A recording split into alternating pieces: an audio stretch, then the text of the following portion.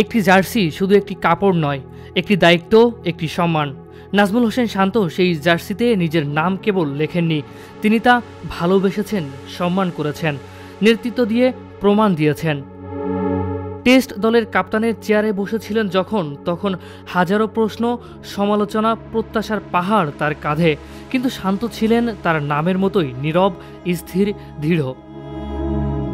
Match হোক দেশের মাটিতে কিংবা বিদেশে, লড়াই হোক বলের সাথে না হয় পরিস্থিতির সাথে, শান্ত সামনে থেকেছেন, কথা কম বলে কাজ দিয়ে জবাব দিয়েছেন। আজ যখন তিনি অবসর নিলেন টেস্ট নেতৃত্ব থেকে, মাঠে হয়তো স্যালুট নেই জনতার উচ্ছ্বাস, কিন্তু যারা ক্রিকেট বোঝে তারা জানে এই সিদ্ধান্তের পেছনে কতটা আবেগ, কতটা আত্মত্যাগ লুকিয়ে থাকে। নেতৃত্ব ছেড়ে দিলেও শান্ত আমাদের কাছে চিরকাল কাপ্তান হয়েই থাকবেন, হৃদয়ের কাপ্তান। শুভকামনা শান্ত, তুমি যেখানেই থেকো, নেতৃত্বের ছায়া তোমার সঙ্গেই থাকুক, আর বাংলাদেশ তোমার সাদা পোশাকের গল্প চিরকাল মনে রাখবে। ফারিজুল ইসলাম, ভিউজ বাংলাদেশ, ঢাকা।